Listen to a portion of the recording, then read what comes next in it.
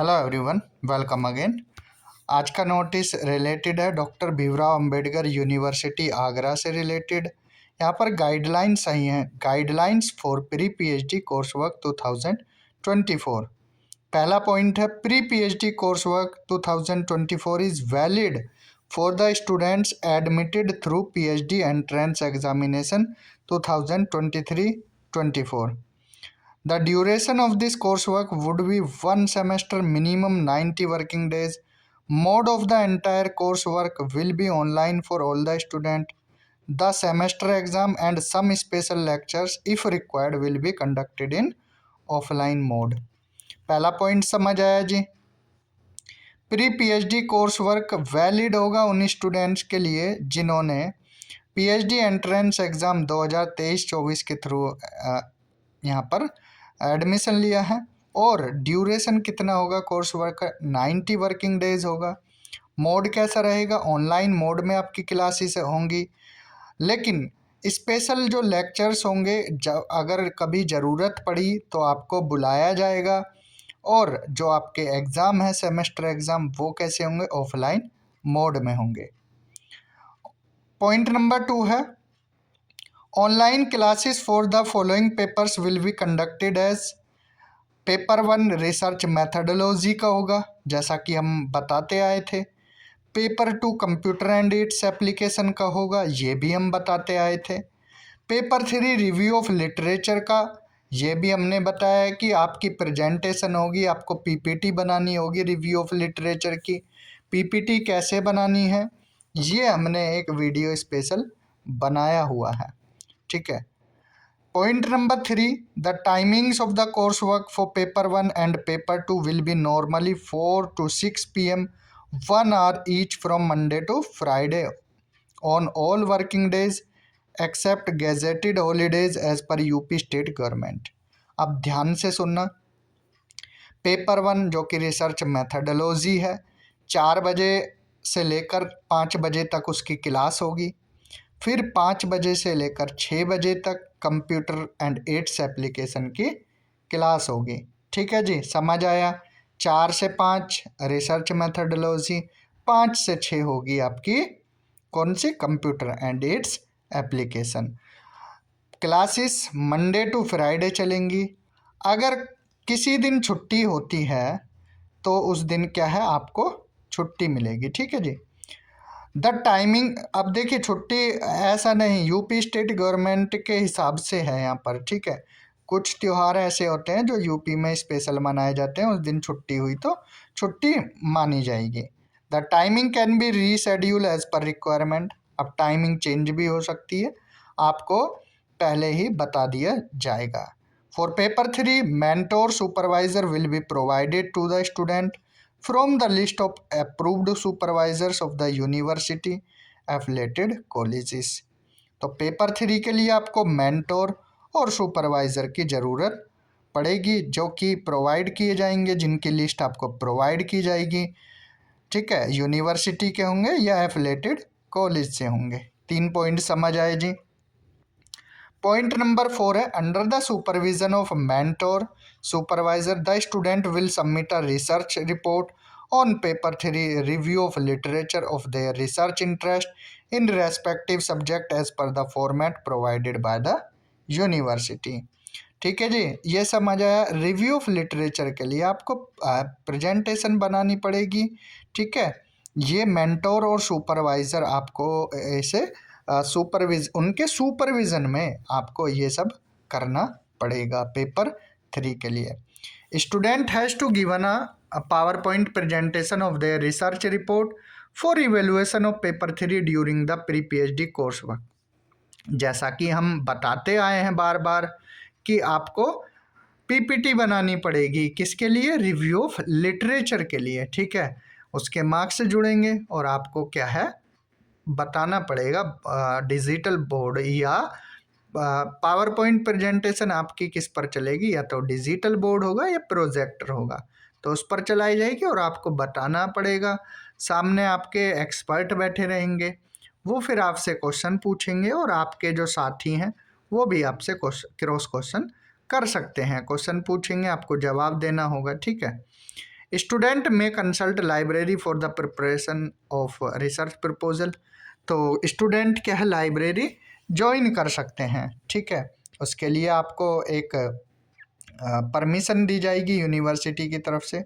This may be so selected that it may lead to the development of research proposal, ठीक है।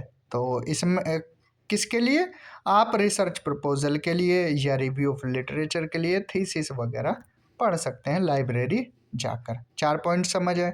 Point number 5 है, mid term examination will be conducted for paper 1 and paper 2 in the online mode. अरे दादा, ठीक है, paper 1 और paper 2 भी online mode में ही होगा, ठीक है।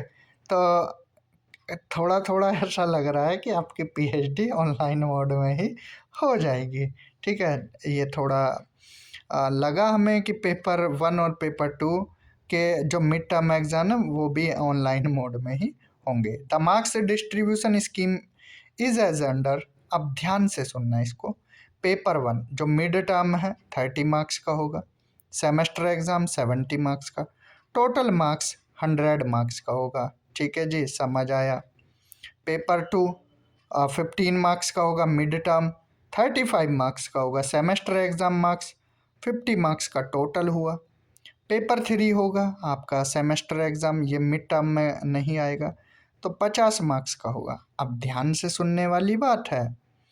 अब इधर 100 50 50 लिख दिया है, लेकिन ब्रैकेट में 50 25 25 लिख दिया है। ध्यान से सुनने वाली बात है, इससे ही आपकी परसेंटेज बनेगी, ठीक है। पेपर 1 आधा हो गया वेटेज, और पेपर 2 पेपर 3 का मिलाकर 50 हुआ, तो 100 परसेंटेज बना। अब इसमें से 200 मार्क्स में से, ठीक है, 100 50 50 200 हो गए ना, इसमें से 110 मार्क्स लाना कंपलसरी है, तभी आप क्वालिफाई आगे के लिए कर पाएंगे, ठीक है जी। अब देखिए पॉइंट नंबर 6, ध्यान से सुनना है सारी बातें, कभी स्किप कर दो कि छोड़ देते हैं अब हम तो देख लेंगे आगे, फिर देखते ही रह जाओगे, ठीक है जी। पॉइंट नंबर 6 है, during online classes all students should remain present full time with their identity showing roll number, name and subject with camera open। Camera open रहना चाहिए रोल नंबर, नेम और सब्जेक्ट के साथ, ठीक है। आपका चेहरा भी दिखाई देना चाहिए, पता लगा आप रजाई में बैठकर और क्लास तो चालू है और लेकिन म्यूट कर कर कैमरा ऑफ कर कर रजाई में बैठे हुए हैं, मूंगफली खा रहे हैं, तो फिर आपकी एब्सेंट लग जाएगी, मूंगफली खाते रह जाओगे, ठीक है जी। Non availability of identity will be treated as absent in the class. जो हमने बताया वही यहाँ पर बोला गया है, आपकी एबसेंट लग जाएगी। फिर बाद में बोलोगे हमारी तो 75% अटेंडेंस नहीं बनी, हम तो डेली क्लास अटेंड करते थे सर, ऐसे कैसे हो गया सर, ये कैसे हो सकता है। तो आप लोगों के वैसे ही अटपटे सवाल होते हैं, फिर से एक बार फिर अटपटे सवाल होंगे, इसलिए पहले ही एक जागरूक शोधार्थी की तरह सारे काम आपको करने हैं। Attendance of every month will be provided to the student by online control office under the supervision of dean research. हर महीने की अटेंडेंस आपको बताई जाएगी, ठीक है। अगर कोई उसमें लगेगा कि आपकी कम हो रही हैं तो अगले महीने आप फिर पूरी क्लासेस अटेंड करना। 75 तो आपको अटेंडेंस रखनी कंपलसरी है, ठीक है। अब यहाँ पर online class link and all the information related to course work will be provided to all the student time to time. Class का लिंक, इंफॉर्मेशन, सारी बातें कोर्स वर्क से रिलेटेड आपको टाइम टू टाइम बता दी जाया करेंगे, ठीक है जी। Point number 7, eligibility to appear in the semester examination for any course a student must have to at least 75% attendance in all the lectures. अब जैसा कि हमने बताया कि 75% अटेंडेंस होना जरूरी है, तभी आप एग्ज़ाम दे पाओगे, अदरवाइज आपको बैठने नहीं दिया जाएगा एग्ज़ाम में। However, if a student has less attendance due to illness, participation in sports or extracurricular activities, the coursework coordinator may allow a relaxation up to 5%। समझ आया जी। ये हमने जो गाइडलाइंस थी उसमें भी बताया था, ठीक है, अगर आपको पता होगा। अगर कोई स्टूडेंट बीमार हो जाते हैं, किसी स्पोर्ट में पार्टिसिपेट करते हैं, किसी एक्स्ट्रा करिकुलर एक्टिविटी में, तो उनको 5% का रिलैक्सेशन कोऑर्डिनेटर साहब दे सकते हैं। कोऑर्डिनेटर मैम भी हो सकते हैं, कोऑर्डिनेटर सर भी हो सकते हैं। The vice chancellor may allow up to a 10% relaxation in attendance on the recommendation of the course coordinator. अब देखिए, आपकी फिर भी कम रह गई। अब आप मिन्नतें कर रहे हैं, सर प्लीज़ बैठने दो एग्ज़ाम में, सर क्या होगा हमारा। तो जो वाइस चांसलर मैम है वो 10% का रिलैक्सेशन अलाउ कर सकती हैं। किसकी रिकमेंडेशन पर? जो कोर्स कोऑर्डिनेटर है उनकी। However, even after such relaxation student must have at least 65% attendance to qualify. तो फिर 65% अटेंडेंस होना जरूरी है। अब ये मत कहना सर 5% रिलैक्सेशन ऊपर मिला, 10 नीचे 15 हो गया तो 60 बची ना। अरे भैया, जो ज़्यादा रिलैक्सेशन मिल रहा है वो ले सकते हो, ठीक है। 65% से नीचे तो बिल्कुल ही नहीं जानी चाहिए, अदरवाइज बहुत बड़ी दिक्कत हो सकती है। Students having less than 65% attendance will not be allowed to appear in the pre-PhD course work semester exam. ठीक है जी। तो कोर्स वर्क जो आपका सेमेस्टर एग्जाम है फिर अलाउड नहीं किया जाएगा। कोशिश करना आपकी 75% अटेंडेंस या उससे ऊपर ही रहे। पॉइंट नंबर 8 है, candidates who are not allowed to appear in the course work examination due to shortage of attendance even after relaxation will lose their claim to the seat they were admitted to. तो फिर उनका admission cancel कर दिया जाएगा अगर उनकी attendance short हुई, exam में बैठने नहीं दिया जाएगा, एग्ज़ाम पास नहीं होगा तो आगे आपकी प्रक्रिया रोक दी जाएगी। Point number 9, in case a candidate failed to qualify the coursework, he or she will be given only one additional chance to clear the coursework along with the next regular batch। अब देखो ध्यान से सुनना, अगर course work में कोई fail हो जाता है, ठीक है, तो उनको एक मौका और दिया जाएगा। कोशिश करना आप 6 महीने पूरा ध्यान लगाकर पढ़ें, ठीक है, पूरा कंसंट्रेशन के साथ। लेकिन अगर बाय चांस कोई फेल हो गया तो उनको एक एडिशनल चांस दिया जाएगा, ठीक है, क्लियर करने के लिए along with next regular batch उनके साथ, ठीक है। Point number 10, no leave will be provided for the course work and during the course work to the attendance under any circumstances. तो कोई छुट्टी नहीं दी जाएगी, ठीक है।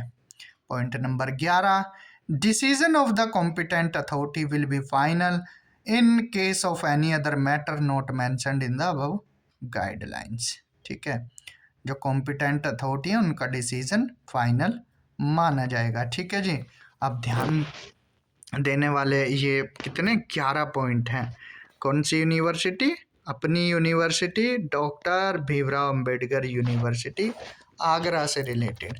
तो भाइयों और बहनों, यहाँ पर आप पूरे शिद्दत के साथ अपने कोर्स वर्क के लिए तैयार हो जाइए। अब जितना भी आपने रेस्ट किया था, जितना आप बोल रहे थे सर क्लासेस कब से होंगी, तो क्लासेस आपकी अब शुरू होने वाली है। तो 1 तारीख को आना, ओरिएंटेशन प्रोग्राम अटेंड करना और अटेंड करने के बाद फिर सुचारू रूप से आपकी क्लासेस स्टार्ट हो जाएंगी। क्लासेस को पढ़ना, अच्छे से नोट्स बनाना, पेन और रजिस्टर लेकर या A4 साइज़ के पेपर लेकर बैठना, अपने नोट्स साथ के साथ ही बनाते रहना, ठीक है जी। और बाकी क्या क्या करना है वो हम टाइम टू टाइम बताते रहेंगे। तो जुड़े रहें हमारे चैनल के साथ। इस वीडियो में इतना ही, थैंक यू। अगर वीडियो अच्छा लगा है तो ज़्यादा से ज़्यादा स्टूडेंट तक शेयर करना, चैनल को सब्सक्राइब कर लेना और एक प्यारा सा कमेंट और लाइक तो करना है ही ना भूलना, ठीक है। इस वीडियो में इतना ही, thank you, have a good day.